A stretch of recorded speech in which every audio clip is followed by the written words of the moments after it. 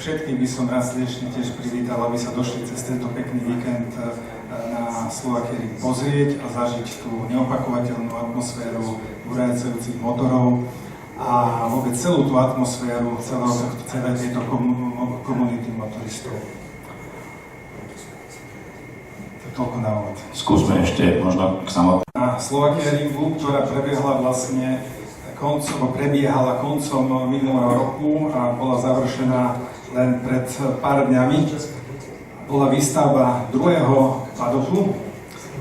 Je to jednoducho vec, ktorú Slovakia Ring potrebovala pre svoj ďalší rozvoj a pre rast motoristickej úrovne. A je to teda 2-hektárové betonové plnohodnotné parkovisko pre závodné stroje a sprievodný dopravný personál.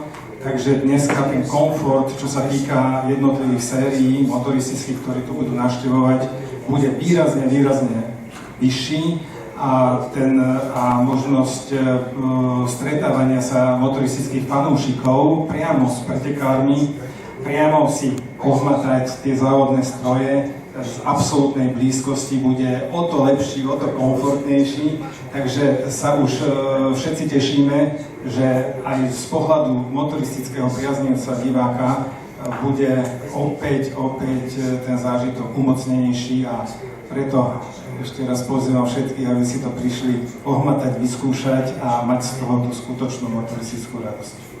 He has been a long-standing partner of our series, so first of all I wanted to express you our gratefulness to be here. It has been basically a major change in the way the championship operates this year.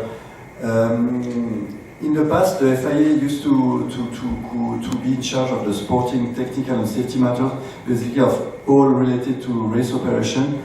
And we would have a promoter managing all the different aspects of the organization of the championship. A lot of Hungarian fans are coming, and I think a couple of years ago we had one of the nicest moments of the year here when I was on the podium after a win, and then you guys played the Hungarian anthem, but stopped halfway. The music. V strednej Európe v podstate beží súbežne za centrálnej zóne, trofy. Toto je jediná trojhodinovka túto sezónu, takže je to trošku komplikovanejšie, musíme používať tankovacie veže a podobne. Samozrejme, že sme taký doplňovací program a tých aut je tu trošku menej, ale je veľmi nabitý víkend, lebo je oveľa viac závodov, je aj protoséria, máme aj Creventic na Paul Ricard, takže sme si museli vybrať, vybrali sme si teda, že budeme doma. Pôjdeme túto trojhodinovku. My sme toho roku jazdili hlavne Creventic 12-hodinovky. Začínali sme v Abu Dhabi, potom mali sme Mugello, Spa, začína čaká Nürburgring. Takže viac menej toto je asi jediné vytrvalosť, čo ideme doma a potom bude až veľká cena. Pevne verím, že sa zíde oveľa viacej aut ako tak etičkových aut ako na tejto trojhodinovke. No a tak očakávania, tak dúfam, že je pekný víkend a pekné počasie, to je najviac, čo si želám. A čo sa týka tých posádok, tak tento rok jazdím s mojimi obidvomi synmi a plus ten nový Kováčko väčšinou s nami jazdí, takže taká slovenská zostava. Priznám sa, že keď som sa ešte pozeral do štartovej listiny, chýbali tam tie mená, čiže už viete, v akej zostave pôjdete tento víkend? Áno, ja pôjdem s starším synom, s Maťom na prototype a Adam pôjde s Ozedom Mikuláškom na Lamborghini GT3. Igor. Samozrejme, tu je to vždycky spojené aj s nejakým väčšou podporou teda aj regiónu, respektíve štátu a tam momentálne boli vedené rozhovory o nejakom veľmi významnom podujatí. Zároveň sme s ministerstvom športu rozprávali o nejakých významných podujatiach, aj pokiaľ bol na návšteve Slovenska prezident FIA.